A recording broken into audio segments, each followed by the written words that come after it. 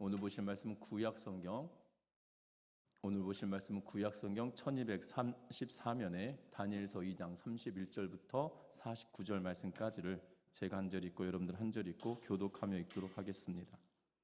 왕이여, 왕이 한 큰 신상을 보셨나이다. 그 신상이 왕의 앞에 섰는데 크고 광채가 매우 찬란하며 그 모양이 심히 두려우니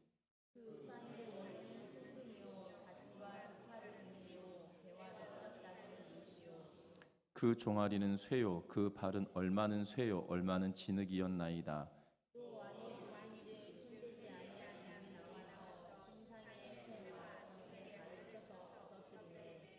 그때의 쇠와 진흙과 놋과 은과 금이 다 부서져 여름 타작 마당에 겨같이 되어 바람이 불려간 곳이 없었고 우상을 친 돌은 태산을 이루어 온 세계에 가득하였나이다.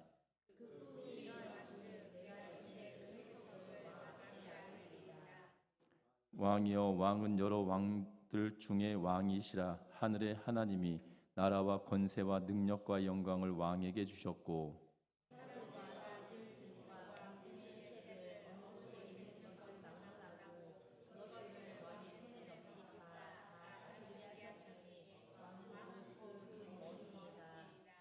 왕을 뒤이어 왕보다 못한 다른 나라가 일어날 것이요 셋째로 또 놋 같은 나라가 일어나서 온 세계를 다스릴 것이며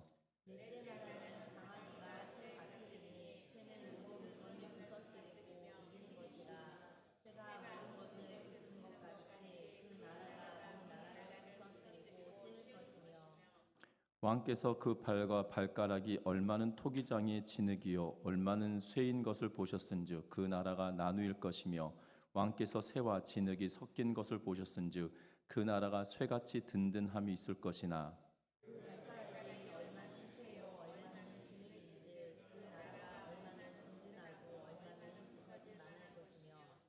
왕께서 쇠와 진흙이 섞인 것을 보셨은즉 그들이 다른 민족과 서로 섞일 것이나 그들이 피차에 합하지 아니함이 쇠와 진흙이 합하지 않음과 같으리이다.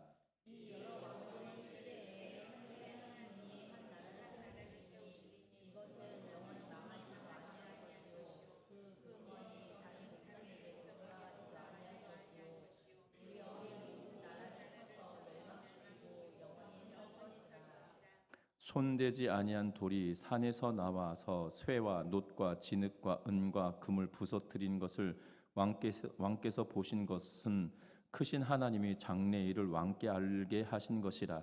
이 꿈은 참되고 이 해석은 확실하니이다 하니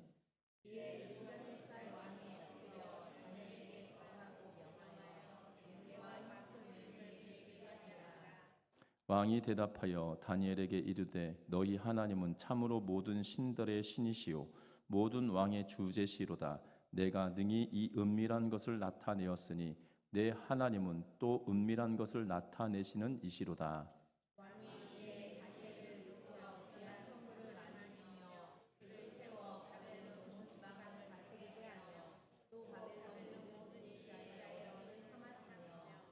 함께 읽습니다. 왕이 또 다니엘의 요구대로 사드락과 메삭과 아벤느고를 세워 바벨론 지방의 일을 다스리게 하였고 다니엘은 왕궁에 있었더라. 아멘.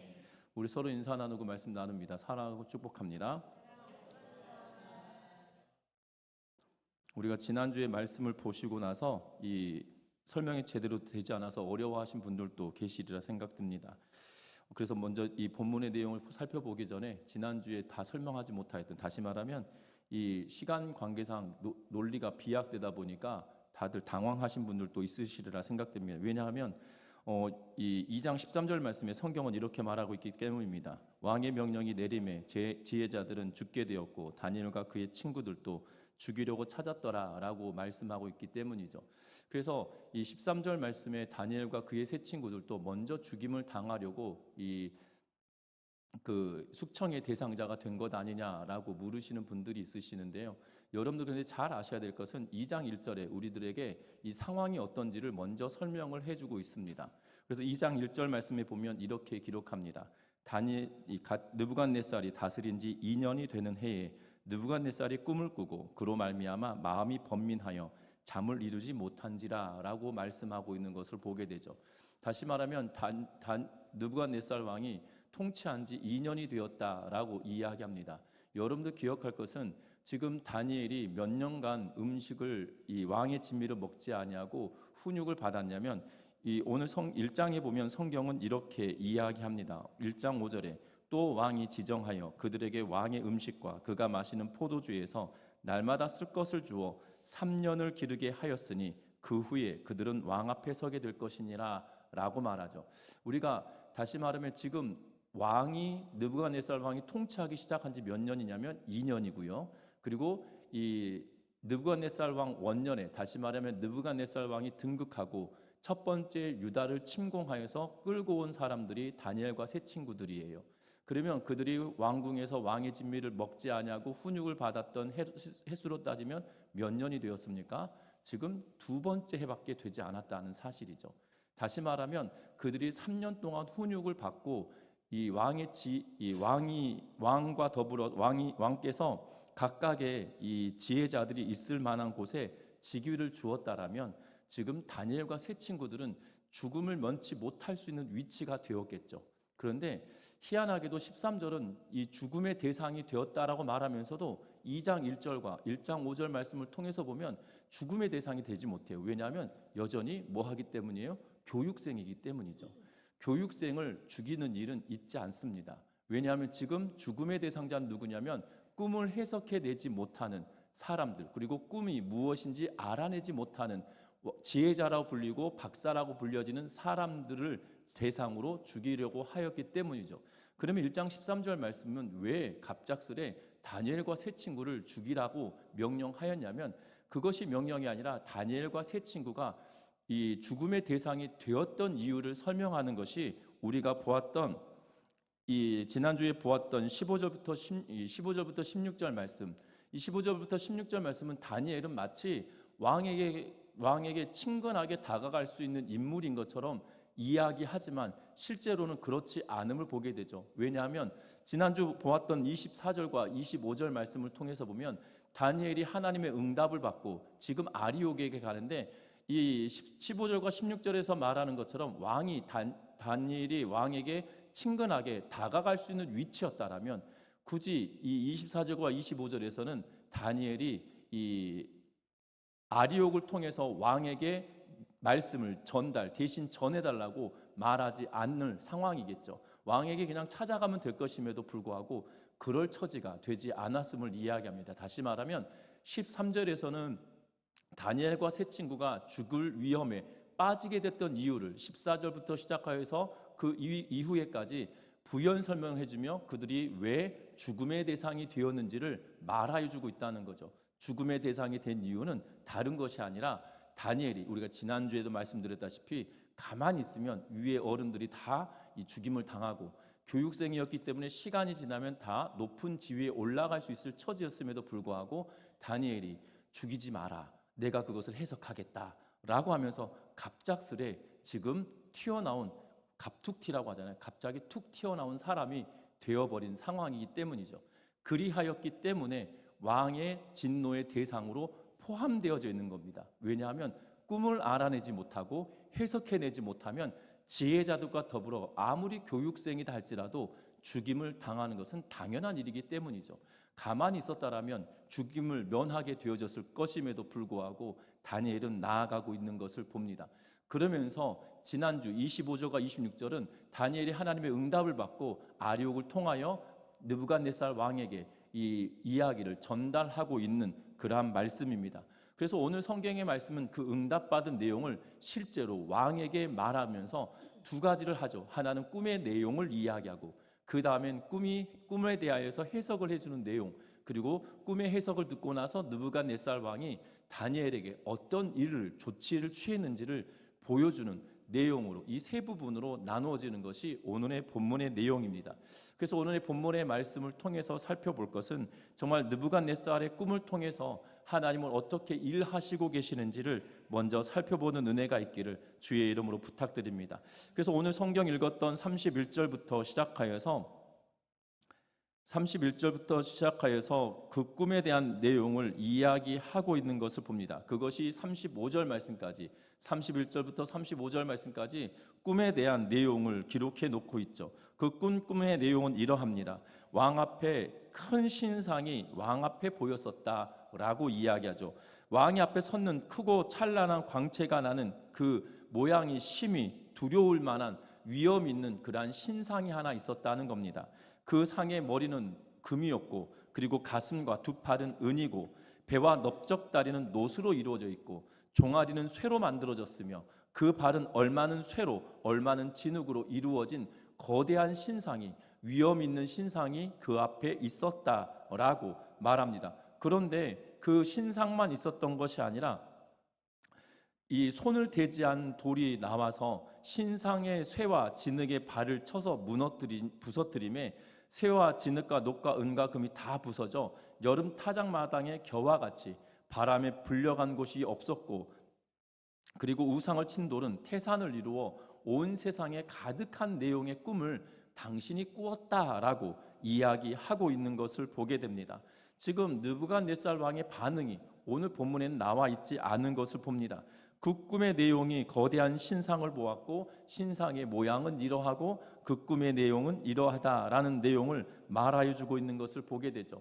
느부갓네살이 꾸었던 꿈은 어떤 내용이냐면, 머리부터 시작하여서 발로 내려가는 순서를 잘 보시면 머리는 금이요, 그리고 가슴과 팔은 은이고, 그리고 배와 넓적다리는 노시고, 그리고 종아리는 쇠고, 그 발은 얼마는 쇠고 얼마는 진흙이라고 하면서 가치로 따져본다면 금이 가장 좋은 것이었을 것이고, 그리고 진흙과 쇠가 섞여 있다라는 의미는 그 나라가 지금 연약해져 버린 상태인 것을 보여주고 있죠. 머리는 좋은 것이지만 발로 내려가면 내려갈수록 이 쇠약해지는 그러한 모습에 신상이 서 있는 그러한 것을 보게 된다는 겁니다. 분명한 것은 지금 왕이 꾼 꿈이 신상으로 나타나 있다라는 거고, 그것을 바라보고 그것이 또한 돌이 손을 대지 아니한, 다시 말하면 이전 성경은 뜨인 돌이라고 표현을 쓰고 있는데요. 그 뜨인 돌이라고 했던 이유가 뭐냐면 공중에 떠서 움직였기 때문에 뜨인 돌인데, 그 어떠한 사람의 손을 타지 않고 그냥 저절로 움직여서 이 종아리와 다리, 이 쇠와 진흙의 발을 쳐서 이 발과 발 쪽의 부분이 무너짐으로 신상이 완전히 꺾어지고, 또한 이 타작마당의 겨와 같이 바람에 불려간 것이 없다라고 이야기할 만큼 온 세상으로 흩어져 버린 상황이고, 그 뜨인 돌은 다시 태산을 이루게 되었다라는 내용을 말하고 있는 걸 봅니다. 갈수록 약해지는 그러한 나라인 것을 말하고 있고, 또 하나는 온 세상에 태산을 이루어 온 세상에 가득하였다라는 표현은 그것이 진정한 거대한 나라가 될 것에 대하여 말하고 있는 것을 보게 됩니다. 그러면서 다니엘은 36절부터 시작하여서 우리가 읽었던 이 45절 말씀까지 이 꿈에 대하여서 설명을 하고 있는 모습을 봅니다. 그 꿈은 뭐라고 이야기하냐면, 왕이여 왕은 여러 왕 중에 왕이시라, 하늘의 하나님이 나라와 권세와 능력과 영광을 왕에게 주셨다라고 이야기하고, 사람들과 들짐승들과 공중의 새들 어느 곳에 있는 것을 막론하고 그것들을 왕의 손에 하나님께서 넘겨주셨다라고 이야기하며, 그러면서 뭐라고 이야기하냐면 그 권위와 권세가 하나님께로부터 당신에게 위임되었는데, 그래서 이 왕은 머리에 그 황금 순금과 같은 머리가 당신을 가리키고 있습니다라고 다니엘은 38절 말씀에 이야기합니다. 그리고 왕을 뒤이어서 왕보다 못한 다른 나라가 일어날 것이다. 다시 말하면 당신이 다스리고 있는 바벨론은 순금과 같은 머리의 역할이다라면, 당신보다 못하고 당신의 나라만 못한 은과 같은 나라를 하고 있는 것이 가슴과 팔을 역할을 하는 그러한 나라가 세워질 거다. 그 다음에 배와 넓적다리까지 있는 노수로 만들어진 나라는, 그 다음에 세워진 나라는 그것보다 덜한 나라가 되어질 거다라고 말합니다. 그리고 넷째 나라는 강하기는 쇠 같으나 쇠는 모든 물건을 부서뜨리고 이기는 것이다 라고 이야기하면서, 종아리가 쇠로 되어져 있는데 그 종아리가 그러한 역할을 할 만한 나라가 될 것이다 라고 말하죠. 그 나라가 무너지고 나면 발가락과 발이 쇠와 진흙으로 만들어져 있는 나라가 등장하게 되어질 것인데, 그 나라도 마찬가지로 쇠약하여질 것이다라고 말하고 있는 것을 보게 됩니다. 그래서 왕께서 쇠와 진흙이 섞인 것을 보셨고 다른 민족과 서로 섞일 것이지만 합쳐지지 않는 불완전한 섞임이 되어진다라고 이야기하고, 그리고 손대지 아니한 돌이 산에서 나와서 이 모든 이 쇠와 녹과 진흙과 은과 금을 부서뜨리며, 왕께서 보신 것은 하나님께서 장래되어질 세계사가 어떻게 이루어지고 장래의 나라들이 어떠한 나라들이 세워질 것에 대하여 말씀하고 있다라고 말하고 있는 것을 보게 되어집니다. 특별히 지금 다니엘은 왕에게 그 나라들이 어떠한 나라인지를 말하고 있지 않지만 세계사적으로 본다라면 바벨론이 무너지고 나서 다시 말해 메데파사라고 하는데요, 메데와 페르시아가 처음에는 합쳐진 나라였지만 3일 만에 페르시아가 메데를 물리쳐버립니다. 그리고 나서 페르시아 나라가 시작되어지는데요. 이 페르시아는 여러분들 요새 이 방송에 종종 등장하지 않습니까?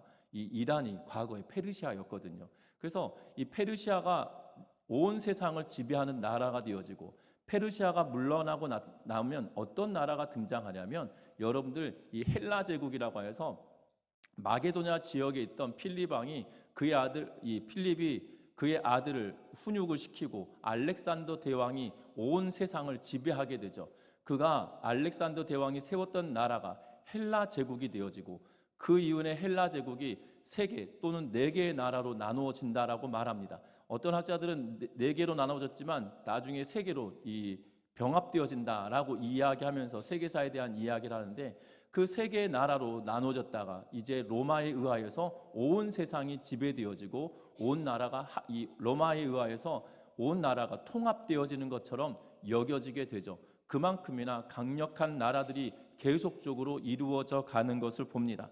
세계사적으로 그렇게 설명하지만 지금 다니엘은 그것에 대하여 명확한 나라와 명칭을 말하고 있지 않고 그 꿈에 대한 내용들을 설명해 주고 있다라는 사실입니다. 하지만 우리가 눈여겨보아야 될 것이 있습니다. 그것은 다른 것이 아니라 45절 말씀이죠. 같이 한번 읽어봅니다. 손대지 아니한 돌이 산에서 나와서 쇠와 놋과 진흙과 은과 금을 부서뜨린 것을 왕께서 보신 것은 크신 하나님이 장래일을 왕께 알게 하신 것이라. 이 꿈은 참되고 이 해석은 확실하니이다. 아멘.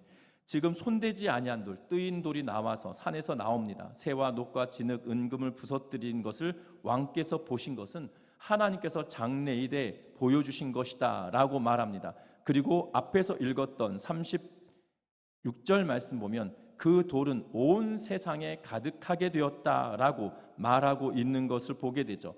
다시 말하면 뜨인 돌이 그 제국들을 무너뜨리고 그 돌이 태산이 되어지고 온 세상에 가득하게 되어졌음을 말하고 있는 것을 봅니다. 하나님께서 한 나라를 세우실 것을 이야기하고, 그 나라는 앞선 모든 나라를 쳐서 멸망시키고 이 땅 위에 영원히 세워질 것에 대하여 말씀하고 있는 것을 보게 되죠. 이것은 다른 것이 아니라 하나님께서 하나님의 나라를 세워 가실 것에 대한 말씀을 하고 있다라는 사실입니다. 세상의 나라들은 멸하여지고 멸망되어질 것이지만 하나님께서 세우신 그 태산과 같은 뜨인 돌과 같은 나라는 멸망되지 않고 도리어 온 세상에 가득하게 되어질 것을 말씀하고 있는 것을 보게 되죠. 이것을 두고 하나님의 나라다라고 말합니다. 이러면서 이 성경을 해석할 때 우리는 하나님의 나라 그러면 어떤 의미로 받아들여지냐면, 하나님의 나라는 우리가 예수님께서 이 땅에 다시 오실 때 이 땅이 새하늘과 새 땅이 펼쳐짐으로 우리는 하나님의 나라에 거하게 된다라는 생각들을 가지며 말할 때가 더 많습니다. 그런데 여러분들 잘 아셔야 되는 것은 이 장소적인 개념의 하나님의 나라는 예수께서 재림하시고 통치하실 그 나라, 새하늘과 새 땅이 펼쳐질 그 나라는 장소적 개념으로 나라가 이 땅에 온전하게 이루어질 것인데요. 그런데 통치의 개념으로서, 장소의 개념이 아니라 통치의 개념으로서 하나님의 나라는 이 땅에 지금도 여전히 있다라는 사실입니다. 예수님께서 제자들에게 말씀하십니다. 하나님의 나라는 여기 있다 저기 있다 하는 것이 아니라 너희 안에 있다라고 말씀하시죠. 다시 말하면 하나님의 말씀에 다스림을 받는 자들, 다시 말하면 하나님의 말씀을 쫓아 살아가는 그들을 두고 성경은 뭐라고 이야기하냐면 교회다라고 이야기하고, 교회를 통하여 하나님의 나라가 이루어짐을 이야기하고 있는 것을 보게 된다는 겁니다. 분명한 것은 하나님의 나라가 이 예수님께서 이 땅에 오셔서 죽으시고 부활하시고 승천하시고 난 이후에 교회들이 세워져 가고 있는 것을 보게 되죠. 분명한 것은 이 교회가 어떤 학자들은 말합니다. 바울의 교회다라고 말하지만 성경은 그렇게 말하지 않고 예수께서 우리에게 말씀하시고 명령하신 교회다라고 말하죠. 그래서 마태복음 16장 16절 이하의 말씀을 통해서 보면 베드로의 신앙의 고백 위에 내가 이 반석 위에 교회를 세우리니 라고 하며 예수님께서는 교회를 세우실 것에 대하여 말씀하고 있는 것을 봅니다. 이 반석, 다시 말하면 베드로가 아니라 베드로가 한 신앙의 고백 위에 교회는 세워진다라고 이야기합니다. 그래서 교회는 하나님의 말씀을 붙들고 살아가는 것이고 머리 대신 예수 그리스도의 통치하심을 받는 곳이 교회이고 머리 대신 예수 그리스도의 통치하심을 받는 교회가 하나님의 나라를 이루게 되어진다라는 사실이죠. 그래서 이 땅에 주의 몸된 교회와 하나님의 나라가 예수께서 이 땅에 오셔서 믿음의 고백을 한 자들을 통하여 교회가 시작되었고 하나님의 나라가 이 땅에 임하였다라는 사실이에요. 그 나라가 어디까지 있습니까? 지금 대한민국 2026년을 살아가고 있는 우리들에게도 교회가 여전히 있고 또한 성도가 여전히 있고 또한 교회 공동체가 하나님의 말씀을 붙들고 하나님의 통치하심을 받으며 살아가고 있는 그러한 시대적인 모습을 보게 된다는 거죠. 분명한 것은 하나님의 통치하심은 여전히 지금도 우리를 다스리시고 함께 하신다는 사실을 주목하는 저와 여러분들의 삶이 되시기를 주의 이름으로 부탁합니다. 세상의 나라는 다 무너지고 없어지기도 합니다. 우리 대한민국도 이전에 나라들이 있었죠. 고조선부터 시작하여서 삼국시대가 이루어지고 삼국시대가 지나면 통일신라가 되고 통일시대가 지나면 후삼국시대가 되어지고 후삼국시대가 끝나면 통일된 고려가 등장하고 고려가 멸망하면서 조선이라고 하는 나라가 등장하죠. 조선이 망하고 일제강점기를 지나면서 이 대한제국이라고 이 고종이 나라의 국호를 바꾸고 나서 대한민국이라고 하는 임시정부가 1919년에 이 상해에다가 임시정부를 세우며 나라의 국호를 대한민국이라고 하며 임시정부를 세우고 있는 것을 보게 됩니다.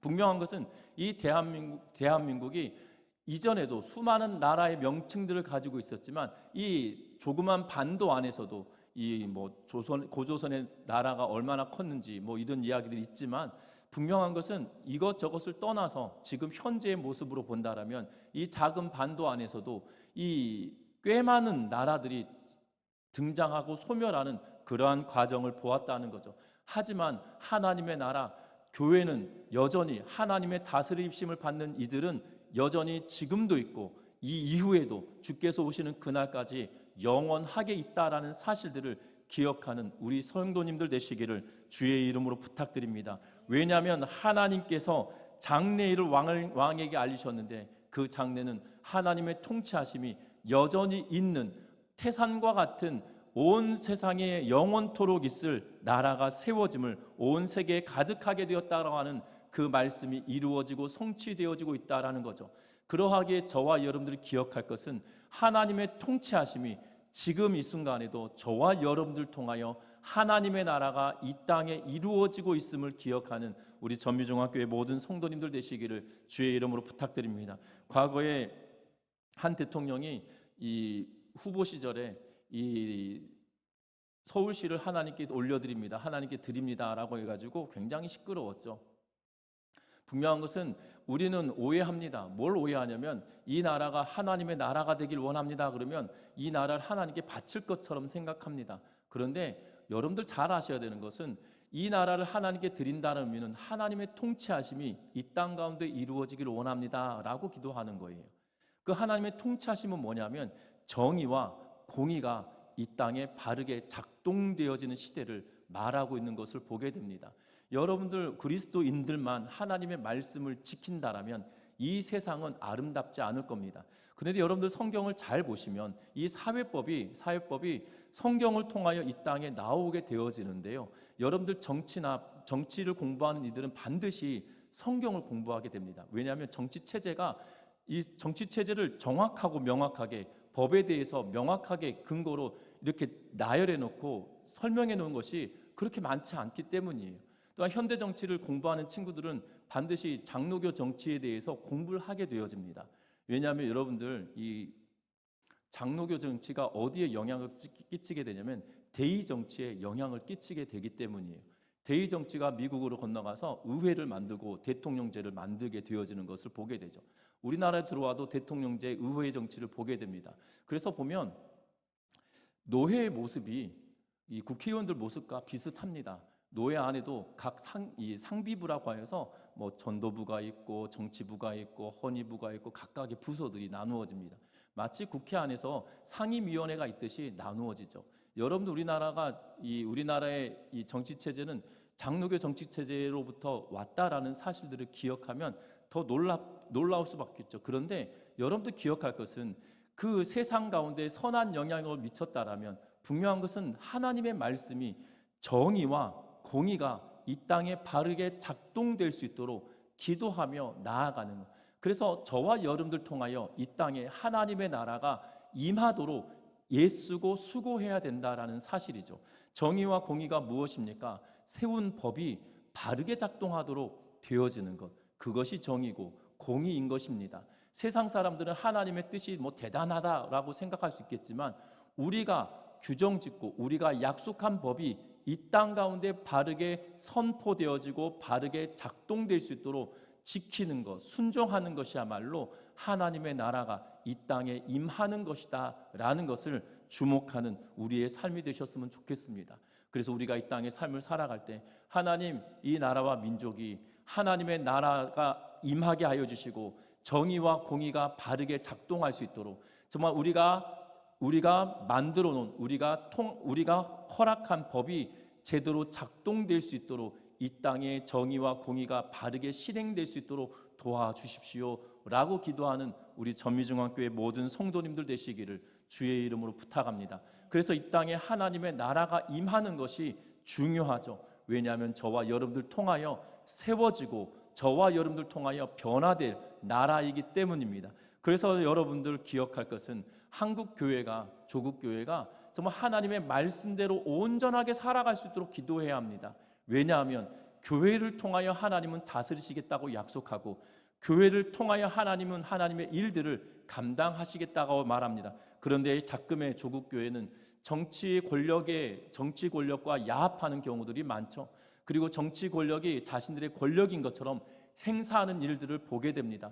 아닙니다. 교회는 정치하는 곳이 아니라 성도들이 세상 속에 살아갈 때 하나님을 두려워해서 자신들이 서 있는 그곳에서 바르게 법과 질서가 유지될 수 있도록 행하는 겁니다. 정치인들은 하나님을 두려워해서 법과 제도가 제대로 작동할 수 있도록 눈을 부릅뜨고 지켜봐야 될 것이고 법을 집행하는 공무원들이 있다라면 그들이 서 있는 그곳에서 법과 정의가 바르게 행하여질 수 있도록 하나님을 두려워하는 심정으로 그들이 서 있는 곳에서 행해야 된다라는 사실이죠. 그런데 어느덧 하나님의 말씀을 부여잡고 살아간다고 하면서도 세상의 정치 권력과 야합하며 교회가 정치 세력이 되어지는 그러한 시대를 보고 있다는 겁니다. 아니라는 겁니다. 하나님의 나라는 하나님의 통치하심이 바르게 작동되어질 때야 비로소 그 영향력과 능력이 있다는 걸 기억하면서 저와 여러분들이 끊임없이 나라와 민족과 조국 교회를 위해서 기도하고 하나님의 통치하심이 이 땅 가운데 바르게 실행되어지기를 위하여 기도하는 우리 모두가 되시기를 주의 이름으로 부탁드립니다. 더 중요한 것은 오늘 성경의 말씀에 보니까 성경은 이렇게 말합니다. 느부갓네살 왕에게 다니엘이 꿈을 해석해주며 하나님의 나라는 영원할 것에 대하여까지도 말했습니다. 그랬더니 어떠한 결과를 보게 됩니까?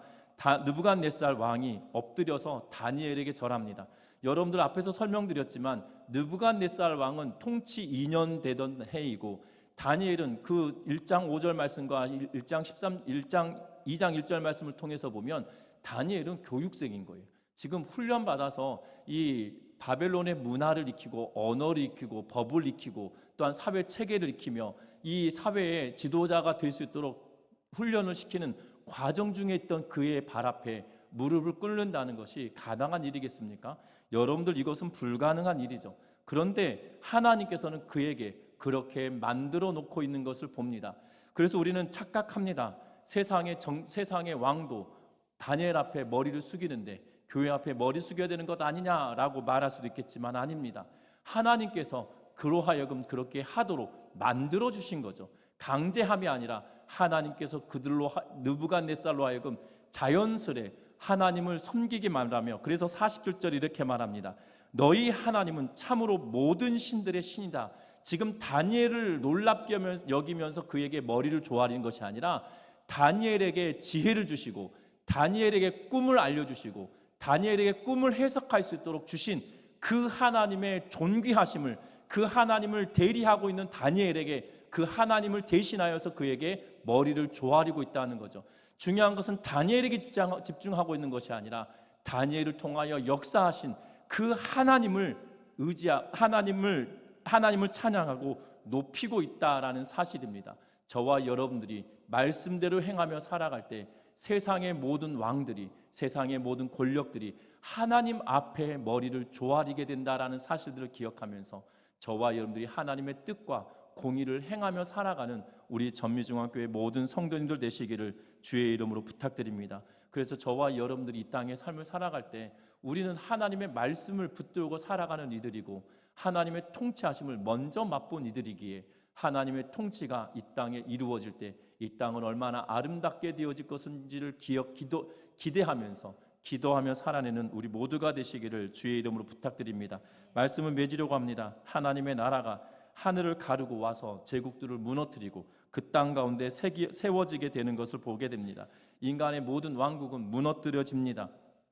그러나 그 위에 굳건하게 세워질 것은 하나님의 나라였다라는 사실을 기억하면서 저와 여러분들이 하나님 나라의 백성들이기에 그 말씀을 붙들고 하나님 나라가 저와 여러분들 통하여 이 땅에 성취되어지고 이루어지고 주의 다스리심을 볼 수 있는 우리의 삶이 되게 달라고 기도하며 희망을 품고 살아가는 우리 모두가 되시기를 주의 이름으로 부탁드립니다. 기도합니다.